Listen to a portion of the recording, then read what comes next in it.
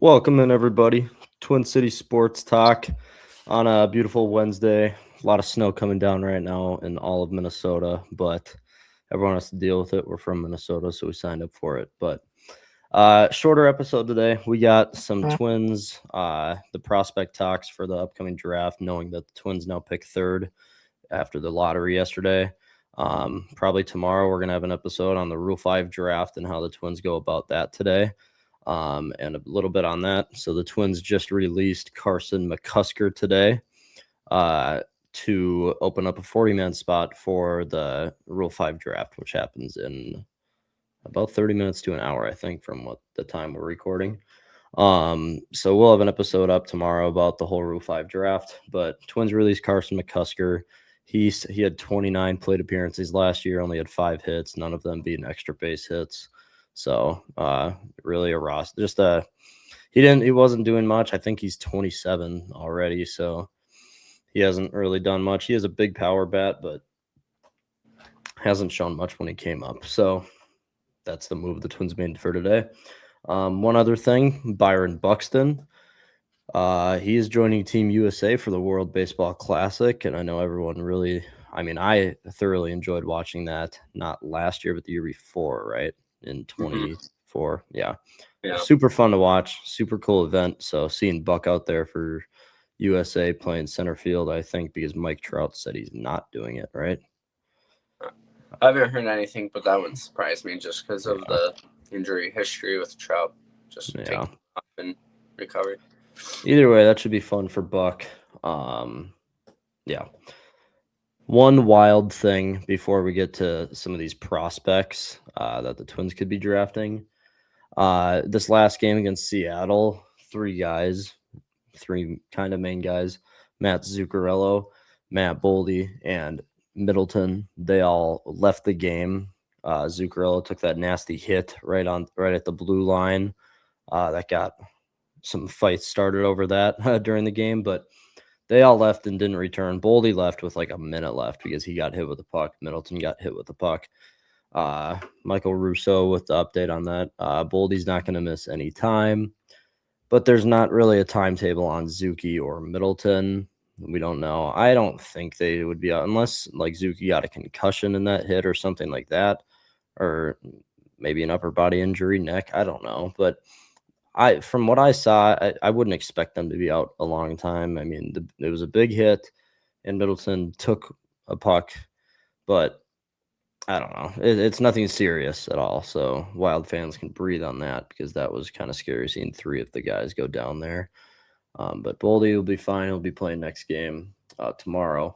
And the 2 other guys don't have a timeline right now. So, yeah. I think if you're ready, I'll just start going through these prospects, these kind of top 5 guys going into the draft, kind of more in depth. Maybe some MLB like similarities to some guys, or like the comparison. Yeah, there's the word. All right, we kind of talked about, again, I don't know how to say these guys' names. So Roch, I'm assuming it's Roch Kowalski. He's going to be the number 1 overall pick from UCLA. If you just go on the MLB app, they love his defense, his hitting. He's a great all around. They say he's like the best shortstop coming out of college since Troy Tulowitzki. And so he was a top 50 player as a 2-sport athlete in Arizona. His comparison is Cody Bellinger. And he's not an outfielder. He's a shortstop. Maybe could play outfield. I don't really know. 6'2" right-handed hitter. Kowalski has the chance to have a 4+ tool kind of repertoire between his defense, his hitting, his power. He doesn't swing and miss. He doesn't chase balls. He'll show off 70 raw power to his pull side. So 70 being on the MLB's little scale through 100, pretty good for a draftee or a rookie coming into the league. He's not as fast as people would like, but he's not slow. He's an athletic guy. But he is very sharp and elusive on defense. He can make a play that a lot of people coming into the draft can't make. So overall, He had a 1.19 OPS and 23 homers as a sophomore at UCLA. Absolutely incredible ball player, but and kind of like a lot of people are saying, he doesn't slip past the first pick. The White Sox, unless they super overthink it, he is their guy. Yeah. Right. Yeah. Yeah. So this next one, Grady Emerson, he's out of high school at Fort Worth Christian High School. He's actually committed to Texas, Hook 'em Horns. So one thing I saw, the scouts did have a difficult time finding flaws in Emerson's game with like any of it. His comparison would be like Bobby Witt, another shortstop, by the way. He is also 6'2", so he's 17 years old. He's a lefty. He doesn't swing and miss, just like Bobby Witt. He put up 25 homers last year in his high school season. Average runner out of the box, good speed on defense, really good glove. That's what they say, underrated. Very fluid defender at shortstop, strong arm, quick hands, sound fundamentals, and finally calibrated internal clock. So he's a lock to play at shortstop in his pro baseball career, basically. He's not going to be moving there. He knows how to play smart there. He knows the situations in any given time during the game. So he has a little bit of pop from the plate. He doesn't swing at balls. He draws walks. Good hitter, good defensive player coming out of high school. So, I mean, that could be, and now like him and like going down the list here, these all could be guys the Twins could possibly grab. I mean, it all depends on what the Rays do at 2 now, which that's the thing that sucks about dropping down a spot because, like I said, the first overall pick is kind of, it. But all right, next one, Justin LeBron. Yes, it's spelled the same way. Another shortstop from Alabama, 6'2", 21 years old. He is known for his pop at the plate. He can hit for contact when he needs to, but his power is what gets him because they have him like 10 points higher on their grading scale, 50 for like hitting or like contact, and then 60 for power. That's what he's known for. He was on the short list to go number 1 overall in this draft. That was kind of before Rock's surgence into that number 1 spot. So the only knock on LeBron, it sounds weird saying that in a baseball I thought, term. yeah. The only knock on LeBron is a tendency to chase pitches out of the zone, especially breaking balls, which I don't know. Personally, me, if they have that issue already, like an issue like that, which it said like through his college days here, they say he's making strides in his approach with a 2-strike plan is getting better. He also added 15 pounds and a significant bat speed in the last year of college that he played. Yeah, so just another shortstop. And here's the thing, the Twins, the last 2 drafts in the first round have drafted a shortstop, Kalen Culpepper and then Merrick Houston. So they have their surplus in shortstop. So if it were me, I'd probably target an outfielder if you could. And Trevor and I covered it a little bit yesterday. There's not really any pitching guys until like 8th or 9th on the list, which is rare. You usually have a few pitchers in the top 5. But it's just not how it goes this year. So, all right, next one, Jacob Lombard. This is an interesting one coming out of high school, Gulliver Prep in Florida. 18 years old, he's 6'3". His hitting is a 55, another guy that's kind of got the power behind him. And George Lombard Jr. is the Yankees' number 1 prospect right now. His brother, he also has his dad who played in the MLB too. So a big baseball family, big baseball family as a whole here. He's done almost all of like the summer showcase circuits, and he's been a top performer in all of those, obviously. 6'3" athlete at a shortstop. You can never go wrong with that. He has a huge arm. He can make really any play. He has the speed.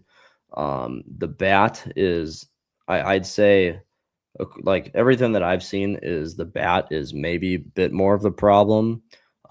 He chases a little bit, not as much as like I've seen for LeBron, but the defense is what really stands out here for Lombard. And to be honest, I like this is one guy I don't really see the Twins taking. If they were going to take a shortstop, I feel like it would be LeBron. So I'm not gonna go into depth here. And honestly, in his scouting report on like the MLB app, there's not a lot there, like talking about his stats and really. I mean, his main weakness might be he's too much of like a people pleaser. It says here, and he might try to make a big play when he doesn't need to, or like something like that. But I wouldn't worry about Sounds that. like Eddie Rosario. Yeah, exactly. Completely Exactly. Yeah. All right. The first outfielder, and I only have two more here. The first outfielder is Drew Burris. Okay. Out of Georgia Tech. He is 5'9", 21 years old. So a short dude. For like, I mean, for MLB standards, you don't see many guys like not too many height. Altuves. Yeah, exactly. Scouts like Burris's tools and loved his makeup when he was a Georgia high schooler. He Okay, so Georgia Tech, he was actually tentatively going to go to the draft in 2023 out of high school. I didn't know that. Either way, in Georgia Tech, he slashed 257, 490, and then 756 with 44 dingers in his first two seasons. So he may be a bit small, but he's got the power behind his bat. Very good bat speed. And what they're saying is here he could definitely crack the top five or like one of the top five picks. Yeah, compact, quick right-handed swing, plenty of strength, disciplined approach at the plate, plus power that plays to the field. He hasn't played much with wood bats, but the bigger concern is that his stance has become very open and led to struggles in the second stint at the U.S. College national team last summer, like the drafted guys all getting to play. So opening up his stance, he's maybe not getting to the ball as quick with that stance is what I'm kind of taking from this, but super high baseball IQ on this kid. So well, that or if he's just struggling at getting the outside pitch, if you're so far open that you got to reach, right? So, yep. I don't see anything from here about him saying like, or him not being able to get like a slider outside or anything, but I like the thought of that. It makes a lot of sense. Matt Wallner if he's facing a lefty, right. He's swinging back and he's all the way far away from the plate. All right. The one that I am most interested in right now, outfielder wise, Derek Keural. I don't know if it's Cyril Keural, 21 or 20 years old. He's a lefty, which we have a surplus of lefty outfielders, but I mean he wouldn't be up for. I was gonna say, you have no idea what the roster is gonna be come. Yeah. So he's 6'2", 20 years old.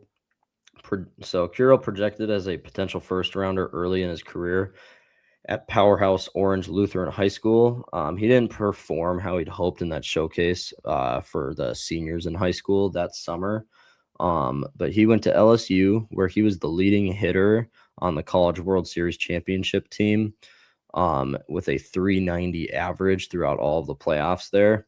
Draft eligible as a sophomore in 2026. He's a potential top 10 pick with upward mobility if he shows he can handle more of a center field role.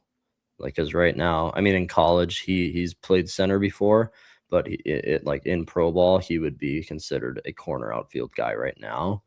But they would hope, and he's trending towards becoming more of a fast, more IQ based center fielder there, and he can make plays.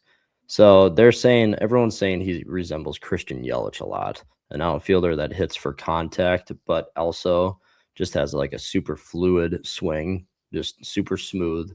I mean, Yelich has one of the smoothest swings in the game. He gets the power when he Yelich, unless I'm wrong, doesn't he have like that really good ability where if the ball's like middle or on the outside third for Yelich, where he's just so good at slapping it to left field. Or just whole field hitter, right? With him being lefty, and he's so good at just pushing it. Yep. I mean, what it says, excellent bat to ball skills, but perhaps not more than fringy power. So not a lot of power. He has hit around he won't hit 15 to 20 homers per season right now. He'll build strength as he's in the pro ball world and stuff. But for right now, he's been around 10 or 12, but he's a contact guy. And Yelich grew into his surprising pop in like mid 20s for him. So he's got a lot of time here. So, but a really good contact bat. And another comparison was Dozier, right? Dozier was never considered a power hitter until whatever year his breakout year was. And 18 or 17, he hit 42 home runs. Sounds about right. Yeah. Because then he got shipped off to the Dodgers a year or two after. But I mean, a lot can change with these prospects too. So whether it's with all these shortstops, so many times Royce went from shortstop to third. We tried him in the outfield briefly. Mm-hmm. If you can play short, as discussed in yesterday's short podcast as well, you can play anywhere. Sometimes you're a contact hitter. All of a sudden, you get some pop, and you can do both. Yeah. All right. That's all the prospects I wanted to cover because it's honestly pretty easy. Being like a top 3 pick, there's only like a few certain guys, unless they're going to go pitcher, which maybe I could get to in a future episode. But that's all for now. We got one more thing before we wrap it up today. We got a hot take for both of us, bringing a hot take to the table. So, that's hot. All right, Trev. Hot take. And by the way, hot takes can be throughout any of the 4 major sports, any team. So yeah, Trevor, give me your hot take. For my hot take, so starting tomorrow night, right? If I have my days right, Wild play tomorrow, right, against Dallas. Yeah.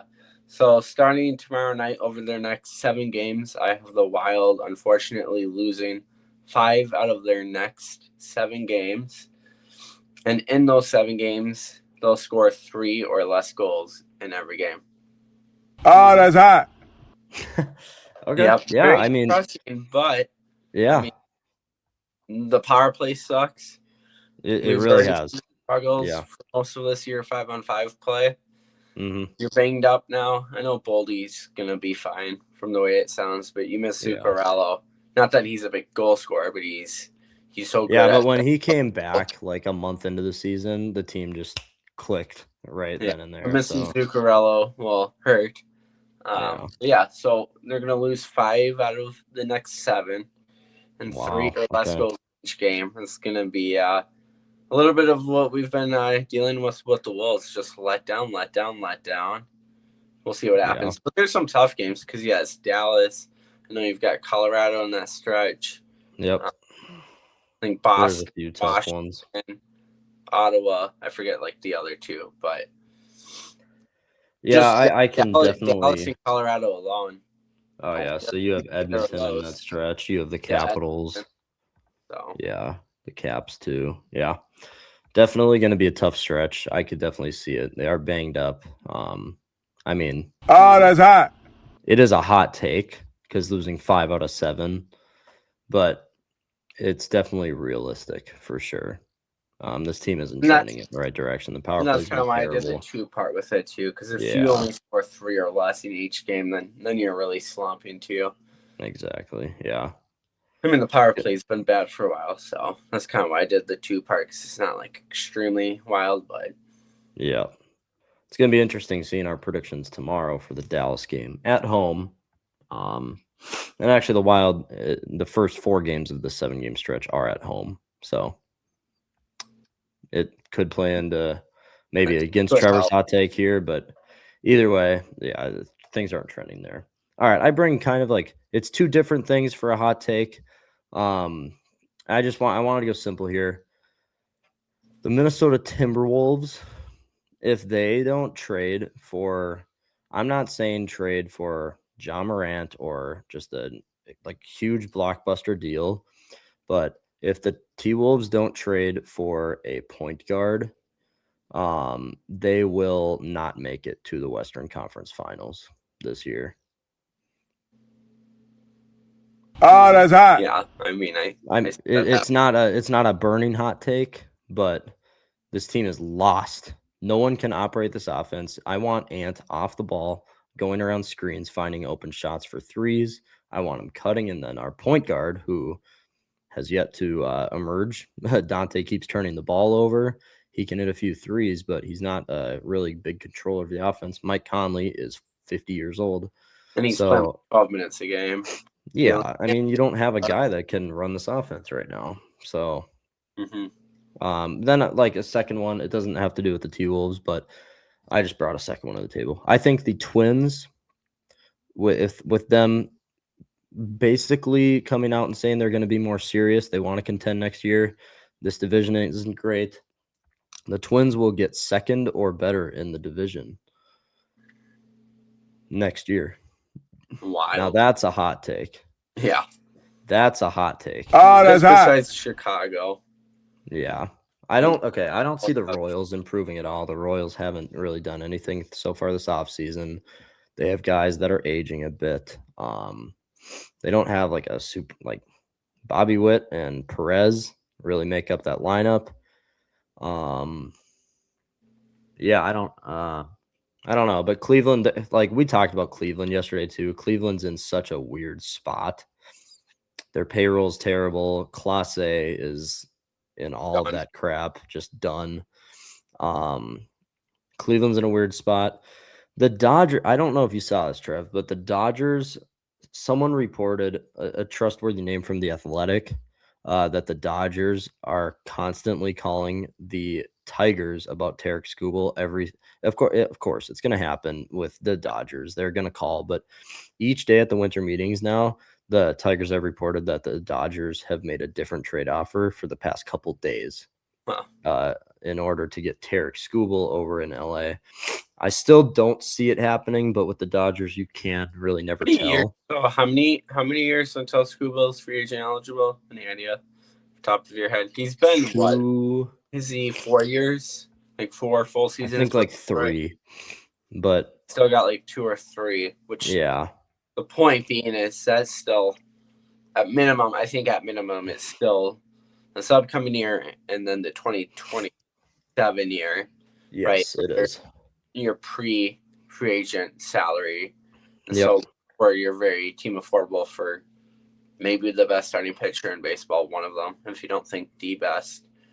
I think so yes, either for way. The Dodgers, and if I remember correctly, like most, maybe not all, but most of their top prospects, their top 10 prospects at least, are all like nowhere close to MLB ready.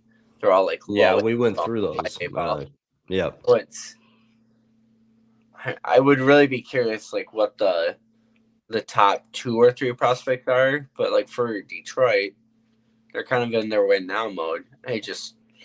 It would be very interesting, and I don't think it'll happen. I don't think you think it'll happen. I don't think most baseball fans see it happening. In fact, even for how aggressive like the Dodgers have been for this offseason and the last couple, I think realistic Dodger fans, they know it would take so much. But then do you even have the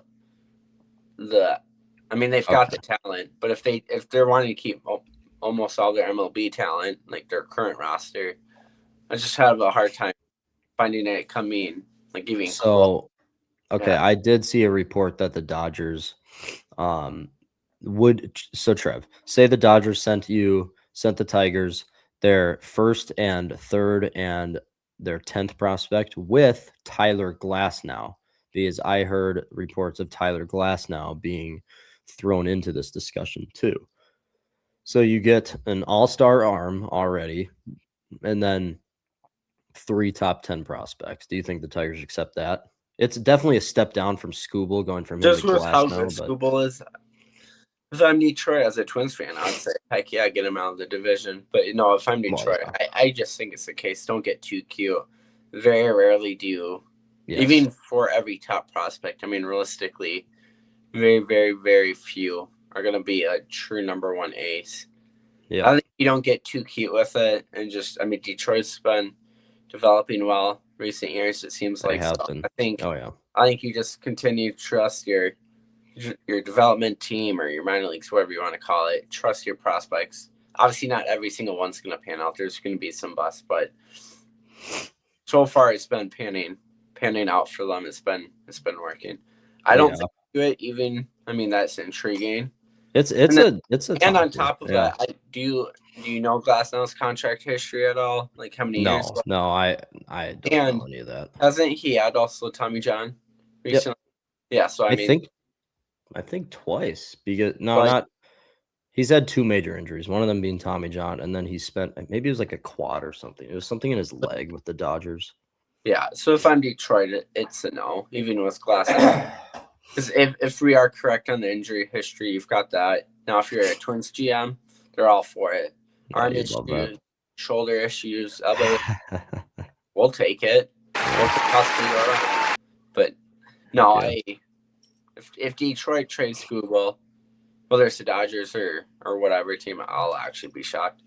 Yeah, I mean, going back, that's the thing. Like the Tigers, like they collapsed in the last 2 months of the season. So going back to my hot take, it's a hot take for sure, being second in the division. But the Twins roster still it's young. It still has like a lot of good pieces within the starting pitching, a few good bats in there.